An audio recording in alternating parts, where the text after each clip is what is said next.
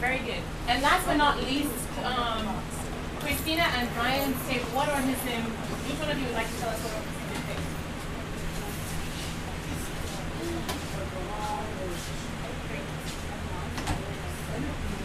You picked a mouse, okay. Did you write about any interactions that mice have with their environment or with each other? You have some right in front of you. Have you observed anything in the time you've been sitting there?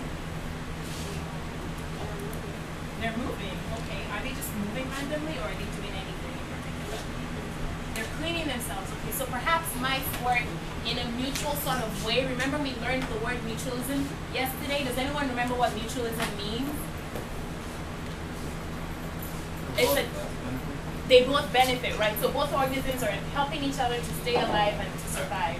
And Christina has mentioned that in the mice that she's observing in front of her, they're cleaning each other. They're helping each other to clean out their backs and their bottoms. So yes, it's that perhaps is an example of a mutualistic relationship. Very good. So today we're going to be thinking about how animals behave, either in their natural environment or when things happen to them. How do they react? So first of all, think of yourself as an organism. How do you behave at home, in school? What's your normal way of acting? And then how would you behave if something around you changed? So for example, if there was a flood or an earthquake or a disaster or a great big surprise and you really wanted to get to it, how would that affect how you behave? That's exactly how animals are too. They have a natural way of being, how they look, getting food, reproducing, a whole lot of things. And then sometimes the environment changes and they have to react to the environment. So we're all going to be thinking about that today. I hope everyone has written down the objective. All right. Well, Gianna was supposed to present because she didn't present her talk yesterday, but since she's on here, we might sort of just catch up with her when she gets it. But now what I'm going to do is I'm handing out these worksheets, and first of all, I want you to try to fill out the maze. The very first thing on this sheet is a mouse maze. Try to figure out the path that will get you to the finish point. There's only one path that will get you there. And don't be frustrated if you can't figure it out. Just talk to someone on your table.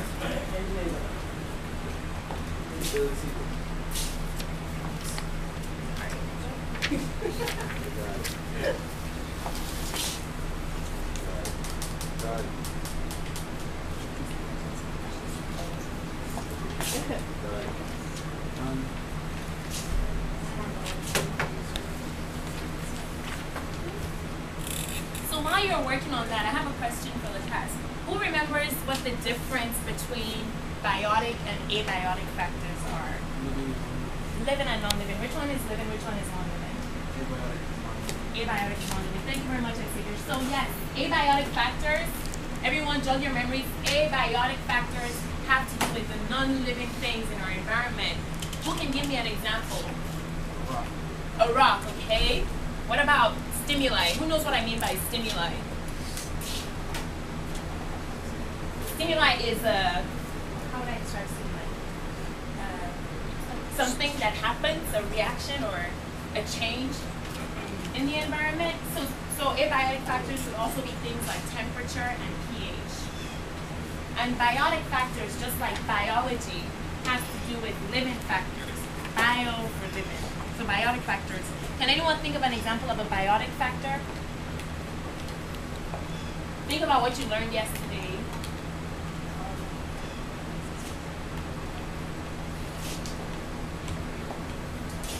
Think about some of the interactions you learned yesterday.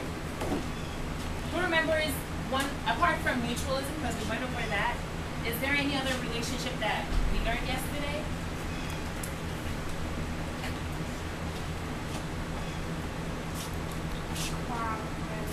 Commensalism, very good. Commensalism, do you remember what interaction that is? It's the flux and zero interaction. So that means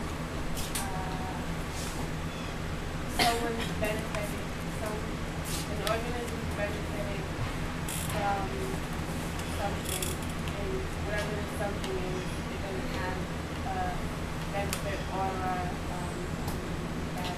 It's not being affected. Very good.